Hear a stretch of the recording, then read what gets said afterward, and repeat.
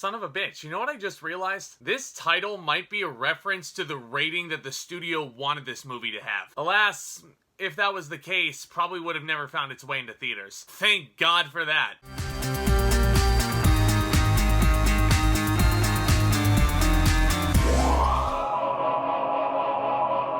X is the newest horror film entry from A24 Studios, and it was written and directed by the ultra-talented Ty West, who I think everybody should be putting on their radars now, especially scary movie aficionados like myself. X follows a group of actors who set out to make an adult film in rural Texas under the noses of their reclusive hosts. But when the elderly couple catches their young guests in the act, the cast find themselves in a desperate fight for their lives. So you guys all know that I love scary movies. Hell, I do a Halloween playlist every single year for crying out loud, and I've been a big fan of a lot of what A24 has been putting out. Their two biggest scary movie entries to date have been Hereditary, which I consider a masterpiece.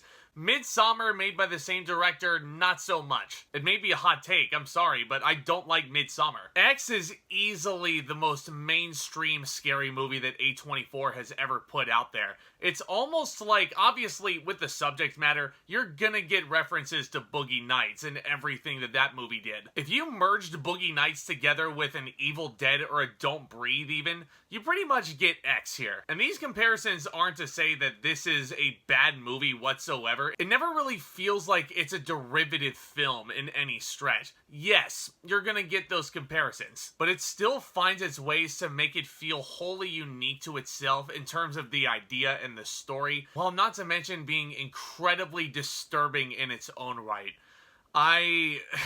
Good lord, guys. Especially when you get towards the end of this film, the subject matter in X is just... it will make you feel uncomfortable. Guaranteed. If you don't like scary movies, I mean, I get it. Not a lot of people do. But this is one that'll really get under your skin. And I think Ty West does a brilliant job bringing this movie to the big screen. I've really respected the way he likes playing with aspect ratios and the cinematography in this movie, the scenery here. Drop dead gorgeous. You guys might be well aware that I love me a secluded scary movie, and it does pay glowing tribute to a lot of those late 70s slashers films, which is when this movie is set, by the way, 1979. Brilliant production design, too. It really helped transform me back to that time frame. But Ty West certainly did his homework. He watched a lot of Evil Dead, clearly. He watched a lot of Texas Chainsaw Massacre films. And you know what? More power to him. He brought us a 70s slasher film in the year 2022, and it was a lot of fun to watch. Especially as you get towards the crazy shit that happens in this finale, guys.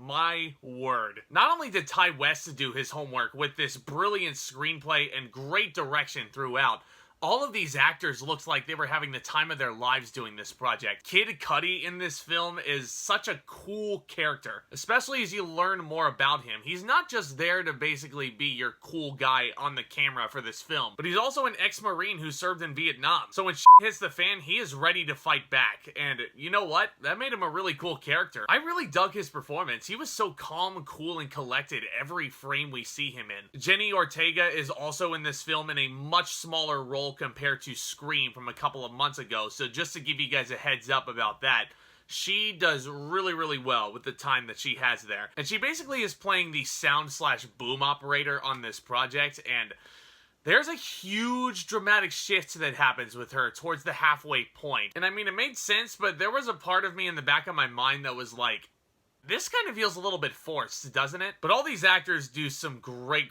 work in here. I mean, yes, they tend to be some stock characters. You have the heroic blondie here. You also have the cameraman who wants to make an adult film like cinema more so than anything. Very much so like Boogie Nights, clearly. But the one big standout to me was Mia Goth as our lead here. She not only plays our heroic character, but she also plays the demented old lady villain. And it took me till after the film, looking that shit up online and actually seeing her listed as Maxine Marks/Pearl. I'm like, what? You would never guess that this was the same person. And oh my god, the range that she gets to explore as both of these characters. I mean, they're polar opposites in every way. And I think that's an actor that you guys have to keep your eyes on down the line because she does some brilliant work in this. Ty West has given us a mainstream 70s slasher in the year 2022. And this is for sure the most mainstream film that A24 has come out with in the horror genre. And I found myself really digging it by around the halfway point of this film. I was invested in the story. I really liked the characters. The musical score in this film is just, it's just so unsettling. And I love the way it's weaved into certain scenes and certain kills towards the end of this film, which, might I add, the death scenes and the murders here, the brutal kills, it just brings back so many memories of watching scary movies growing up. Now, I do have two big nitpicks that I'd like to make with this film. First of all, Ty West was also involved with the editing of this film, and it can be hit or miss. Don't get me wrong, this movie looks beautiful cinematography-wise. The direction, his shot composition, awesome. But there were a lot of times where the editing to me could feel very inconsistent. Like, there would be some really random, super quick jump cuts spliced in here and there. And I feel like that was a story choice, but it was a little bit jarring for me. And I'm not going to spoil the big plot twist at the end of this film or anything like that. Don't you worry. But the denouement of this film, I felt, was incredibly rushed. And there were certain characters who had their partners die throughout this whole process, which I don't think is a spoiler, considering this is a slasher film. But certain characters don't even really acknowledge that their boyfriend, their girlfriend, their partner, whoever it may be, they don't really take a moment to think like, they're dead now. I mean, I get it. The filmmakers might have wanted to get the audiences out the door as quickly as possible, but I would have liked a little bit more in terms of, like, the emotional connections that some of these characters share, because it felt to me like, screw it, I can go ahead and get another one. But other than that, I feel like X is a really great film. I don't know if I'm going to be rewatching this one over and over again. If you're a fan of Hereditary or, God forbid, Midsommar, this one may be for you. I'm going to give X a B. Ty West, like I said, he's made a great film. He's certainly a director and a writer I'm going to keep my eye on down the line with more scary movies. Let me know what you thought of X down in the comments section below. Is this your guys' favorite A24 film yet? As you guys know, I love creating this content. I love discussing all brand new things, movies and entertainment with you guys.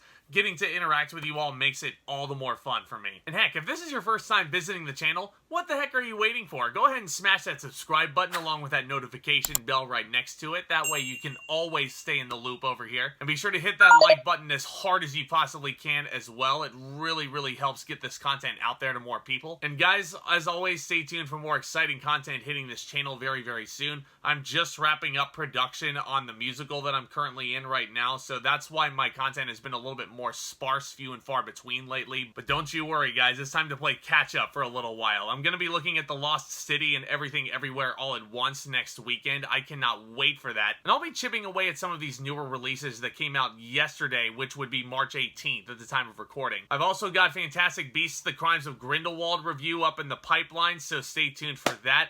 And I've got a lot of really exciting pro wrestling content coming out in the build-up to WrestleMania 38. Clearly, there's a lot of exciting things we can talk about and much more, guys. I cannot wait to share it with you. Y'all are the best. With all that being said, back talk, commence.